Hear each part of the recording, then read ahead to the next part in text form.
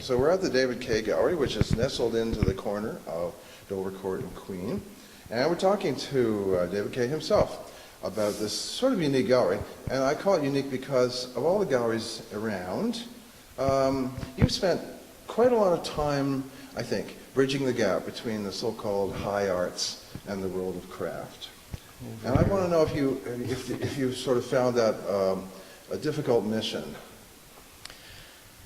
It's not difficult, but I've had a lot of people remark at the mix of work that I have here. The fact that I have painting and then I have objects. You have ceramics, and you have textiles and jewelry, yes. And I've had people, comment that they like the mix and say it's unusual to see that. So, yeah. And it is unusual because most galleries are either purely objects or craft or painting, right. Or painting and sculpture, high art. So I just want to show that you can live with both together. Yeah, it's an edgy sort of role because you have the struggle that I would think that you would have is trying to bridge the gap between the world of craft, which unfortunately people have tended to think of as less serious or less meaningful than the world of high art. I think because it has it could have a function. Yeah, that would do it, right? That will, negate. Yeah. There's a number of artists, I think, like Leopold Philem, who does work, and he's talking about the function, but he's not making work that functions. Yeah. So he's, relating to the history of craft in making his sculptural objects. Right. So he's, acknowledging that. It's sort of crude, isn't it? Because if you make a bowl and you can put oranges in it, it's a work of craft. If Picasso makes a bowl and you can put oranges in it, it's a work of high art. Huh? That's true. and it's interesting because, artists can come into the craft world and be accepted. It's really difficult for craft people to go the other way. Yeah.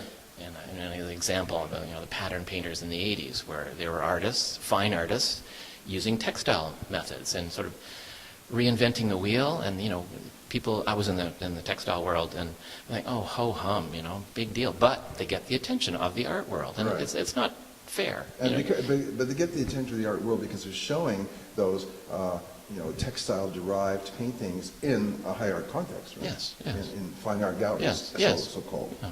And you think of Judy Chicago and what she did with her dinner. Yeah, they're still ceramics, right? Yes. Yeah. So I guess the idea is to position your gallery, which you've done, not as a boutique, but as a serious gallery. I think I'm serious. Yeah. I hope other people are seeing that. Yeah.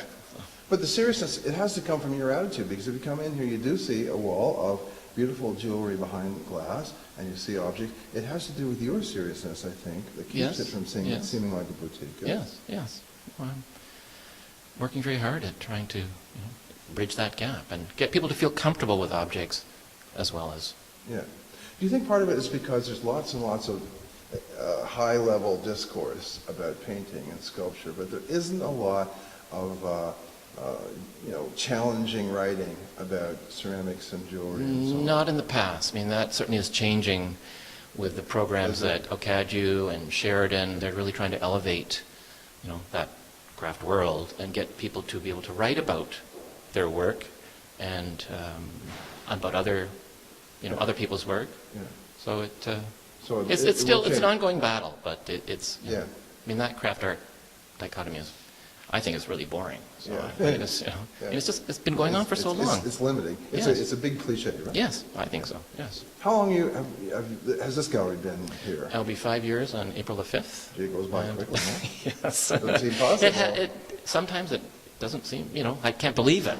It's 5 years, and I'm going to go for another 5. You've renewed your lease. I renewed my lease. This is a hopeful sign. This is very optimistic. Yes. This neighborhood is sort of changing as far as galleries go.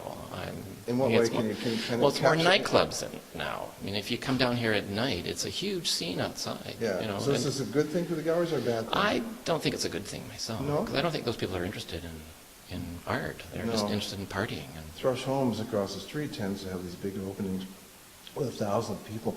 I always got this feeling that nobody would ever come back and look at the pictures. They're there for the party. I'm always wondering about that, and he seems pretty successful. David, what you need to have to do is more people, and you need big more parties with 300 people yes.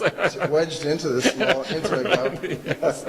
Listen, thanks a lot, David. Thank you.